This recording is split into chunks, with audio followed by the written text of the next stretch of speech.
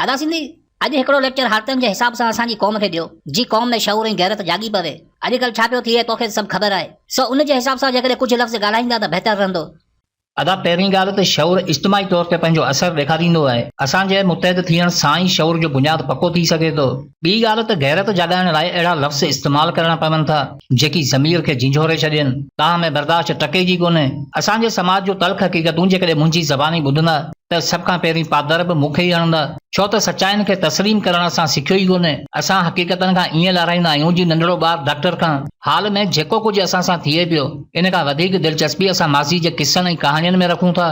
कश्मीरी ऐं फ़लस्तीनी अॼु हालत जंग में आहिनि, पर ख़ुदा जो कसम असां खां बहितर आहिनि, छो त उन्हनि खे पंहिंजे दुश्मन जी ख़बर आहे। हू पंजनि परावनि जी ॼाण रखनि था। असांजी मिसाल त उन लश्कर जी आहे जेको तयार थी जंग जो ऐलान करे थो, पर उनखे इहा ख़बर नाहे त जंग करणी कंहिंसां।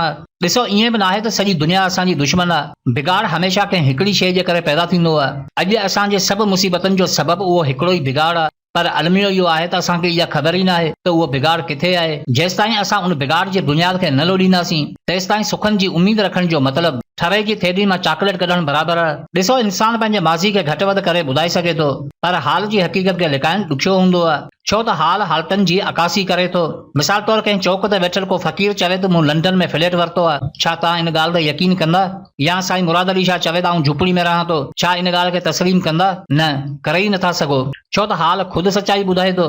तंहिं हूंदे बि असां पंहिंजे हाल खे लिकाइण जी कोशिशि कयूं था। असांजी क़ौम जा मासूम ॿार खुराक जी घटिताई जे करे पंहिंजो दम ॾियनि था, पर असां लाइ ख़ैरु आहे। अमीर सिंध जे इस्पतालनि में छिते कुते जी वैक्सीन न मिलण सबबु ॿार पंहिंजी माउ जी झोली में तड़पी तड़पी पंहिंजो दम ॾिए थो। असां लाइ ख़ैरु आहे। ज़ुल्म जी बाहि वकोड़े वञे थी, पर असां लाइ ख़ैरु आहे। नौजवान क़तल थियनि था, न्याणियुनि जूं इज़तूं पामाल थियनि थियूं, पर असां लाइ ख़ैरु आहे। वसीला लुटिया वञनि था, हक़ मारिया वञनि था, तॾहिं बि असां लाइ ख़ैरु आहे। मूंखे इहो ॿुधायो त अञा उहो कहिड़ो ज़ुल्म आहे जेको रहियल आहे, जंहिंजे थियण जो असीं इंतज़ारु कयूं पिया त बसि रुॻो इहो थिए त असीं उथूं। अदा रहियो छा आहे तव्हां वटि? तव्हांजी हैसियत कहिड़ी आहे? असांजी धरती ते पनाह वठंदड़ पनाहगीरनि जी बि असां खां ज़्यादा हले थी। अरब बदू जेकी माज़ी में सिंध अची लूण खपाए पंहिंजो पेट पालींदा हुआ, अॼु असांजे नसल जो शिकार कनि था। असां दाहूं कयूं था, घोड़ा घोड़ा कयूं था, पर असांजी फरियाद ॿुधण बजाए धारियुनि खे सपोर्ट कयो वञे थो। ॾुख इहो आहे त हिकु तवील सफ़र करण बावजूदि असां पंहिंजनि ॾुखनि में घटिताई न आणे सघियासीं। जेतिरो पंहिंजे पाण ते गौर कयूं था ओतिरो परेशान थियूं था।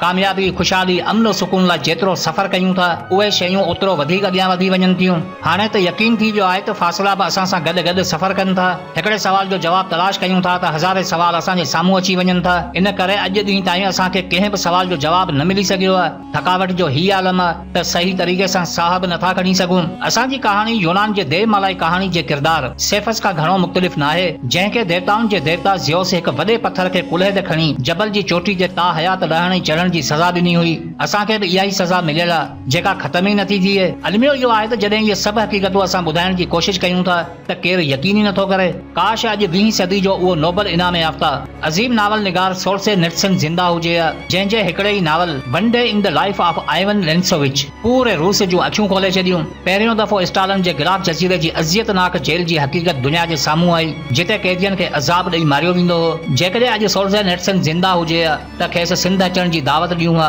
ऐं पूरी सिंध घुमाए पोइ हुन खां पुछूं हा त हाणे असांखे स्टालिन जे गिलाफ जज़ीरे वारे जेल ऐं हिन मुल्क विच में फ़र्क़ु ॿुधायो। हू इहो ई चवे हा त हिते अज़ाबनि जी घणाई आहे। हिते ज़िंदगी जो मयार ॾिसी यूनानी सोफोक्लेस जो उहो फ़लसफ़ो यादि अचे थो जंहिंमें ज़िंदा रहण खां मरी वञणु बहितर आहे, जंहिंजो अक़ीदो इहो आहे त पैदा न थियण ई ख़ैरु आहे। भले असां इन ॻाल्हि खे न मञूं, पर हर सिंधी जी ज़बान ते इहो ई सुवालु आहे त असां सां अहिड़ो सलूक छो थो कयो वञे? छा असां पैदाइशी गुनहगार आहियूं, ॾोहारी आहियूं जो सॼनि जी सज़ा मुसलसल जारी आहे? अदा नसल खती या नफ़रत में हिते अज़ाब सहंदे सहंदे यादि रखो त सिर्फ़ यादनि जे सहारे नतीजा नाहिनि मिलंदा।